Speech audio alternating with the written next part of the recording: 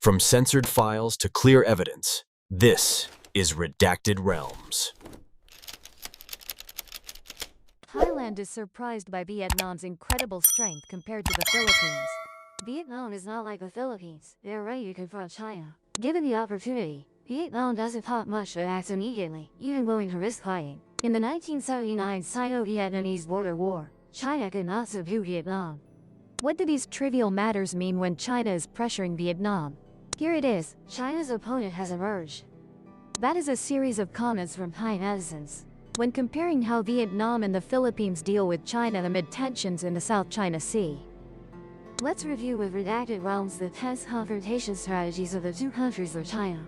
What strength does Vietnam have that surprises Thai media so much? China is notorious for expansionism and bullying its neighbors.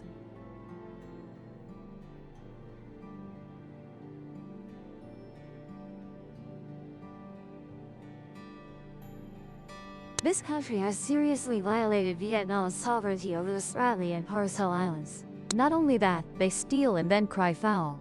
Accusing countries like Vietnam and the Philippines of deliberately provoking them in the South China Sea. But the reality is completely opposite to what they claim. Most recently, a collision of official ships at the Second Thomas Shoal, southwest of the Spratly Islands, under Vietnam's sovereignty, has caused prolonged tension between China and the Philippines. The two sides continuously argue and blame each other. With rash actions, not carefully assessing the situation, but hastily engaging in direct military confrontation with a stronger opponent, the Philippines seems to have fallen into the trap that China had set beforehand.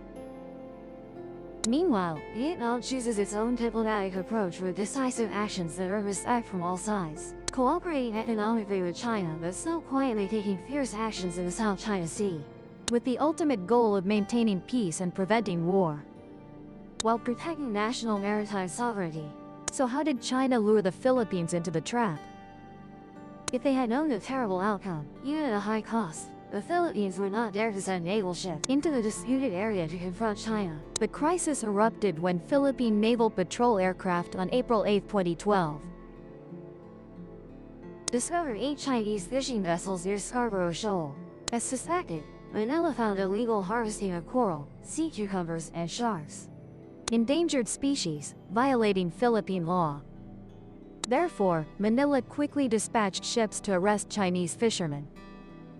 However, Philippine reconnaissance aircraft did not detect Chinese Coast Guard vessels also present in the area. China then blamed the Philippines for militarizing Scarborough Shoal, accusing the Philippines of sending warships to the disputed area as threatening to use force, while conducting exercises, deploying warships, and flaunting modern weapons to weakening Manila's resolve in the South China Sea maritime dispute, forcing Manila to militarize the dispute, and the Philippines fell into the trap. The Philippines not only failed to reclaim the island but also suffered heavy economic losses. Exhausted, outnumbered, and lacking feasible solutions, Manila went through the remaining ships under the pretext of avoiding a storm. Afterward, China did not comply with the agreed deadline, still maintained Coast Guard vessels in the area and gradually took control of Scarborough Shoal.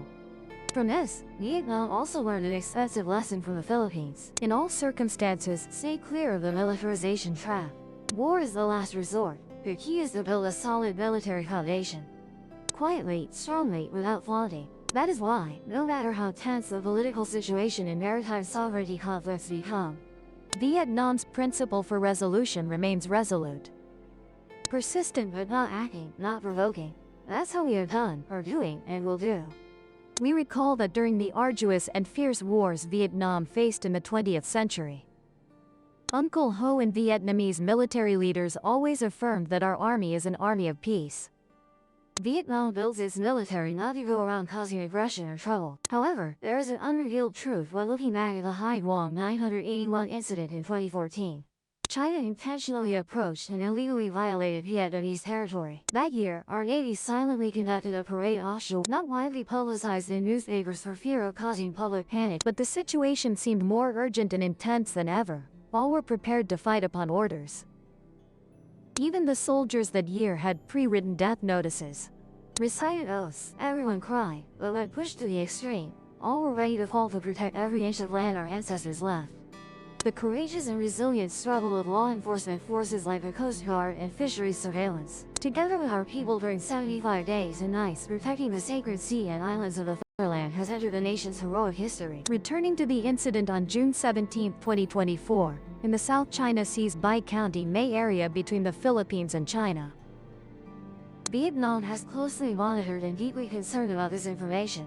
We quickly deployed maritime law enforcement forces to intercept Chinese vessels. The Vietnamese Navy conducted defensive island military drills and around the islands and engaged in West-East trade diplomacy with China.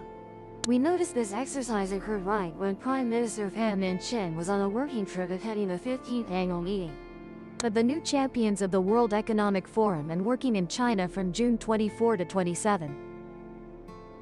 And of course, both Chinese and Vietnamese media recognized and appreciated this, considering it is strengthening closer relations between the two countries. That's the West grasp, but East trade must still happen in the South China Sea, even though China is focusing all efforts on. But we must anticipate worst-case scenarios, as this neighbor never misses an opportunity to surprise Vietnam.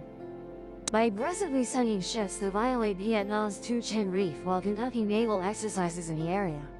No media noise, no soft power struggle in the press, only a single naval news article reported that in the first 6 months of 2024, Vietnam's island reclamation has expanded at an unprecedented pace. In fact, recent satellite images show Vietnam accelerating dredging and land reclamation in the Spratly Islands at a rate 4 times faster in less than a year, equivalent to half the land area China illegally reclaimed on islands in this archipelago.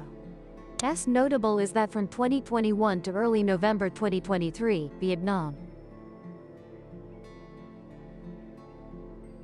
Yet in less than 8 months we made rapid progress. Vietnam can face China, match China economically, but our feet are quietly kicking continuously.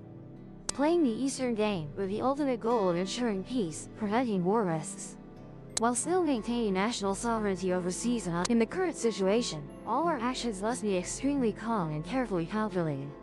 We never intentionally create tension with China, nor do we want to embarrass China or compete with China. Because what we need most now is to maintain independence, sovereignty, and territorial integrity, while preserving a peaceful, stable environment for development. Vietnam has experienced fierce wars and achieved great victories. But even greater is how we conduct ourselves after the war. How we position the image of a civilized, peace-loving, victorious Vietnam. Americans often wonder why Vietnam-Cuba relations are so good. Simply because we have blood relations with Cuba. Beyond the traditional friendship between the two countries, Vietnam also wants the world to see that Vietnam never. America might not like it, but they certainly wish to have such loyal friends too. Therefore, don't think that if Cuba goes, Americans will think well of us. Don't think that being tense with China will win American favor. Nor think that closing doors to America will make China go easier on us.